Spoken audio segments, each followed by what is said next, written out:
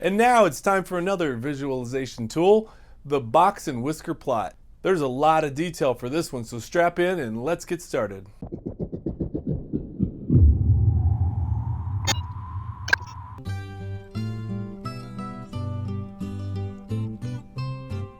Scale box, fences, whiskers, scale box, fences, whiskers, scale box, fences, whiskers. That's how you make a box plot. Let's start that timer.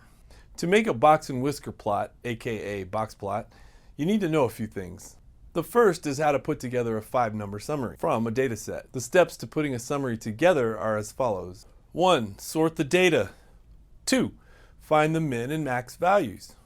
3. Find the median. And 4. Find the median of the values below the overall median, the first quartile, and the median of the values above the overall median, the third quartile. Sometimes folks might get a little confused when they pick Q1 and Q3. That's because there's two options basically. It turns out that you can exclude the overall median when calculating them, or you can include it. In this course, we're going to stick with just excluding it. Confused yet? Let's look at an example. And so, in this example data, finding Q1 is fairly simple.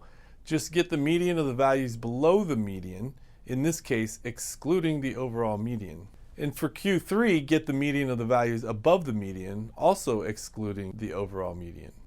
The final step when creating the 5-number summary is to actually show the summary. For this example data set, it looks like this.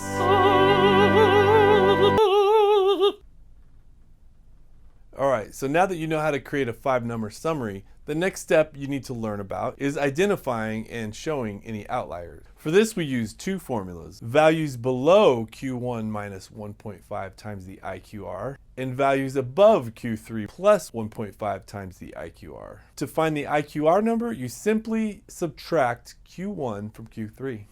Oh, and it's probably important to know what IQR stands for. It stands for interquartile range. Cool, so let's see an example of this. Here's a different sorted data set and its 5-number summary. In order to find any possible outliers, we first find the IQR, which is Q3 minus Q1, multiply it by 1.5, subtract it from Q1. For the other side, you need to add it to Q3. Then determine if there's any data values that fall outside of those two numbers. So on the low side, you'll have Q1 minus 1.5 times the IQR, and any values that fall lower than that, those will be outliers. And for Q3 plus 1.5 IQR, you want to find any values that are above that number, and those will be outliers. Yeah, so in this example, there's only one, and it happens to fall above the outlier max, and there are no values that fall below it. And finally, putting this all together, we have this beautiful box plot. Notice that the outlier is just a dot sitting above the rest of the data, and that the upper whisker of our box plot is actually the largest non-outlier value. The lower whisker is the smallest non-outlier value, which happens to be the min value of the data set. Cool, so I think that about covers it. And now you know how to make a box and whisker plot. In the next video, let's look at how to describe data sets even further. Feel free to leave any questions or comments down in the comment section below. And as always, thanks for watching.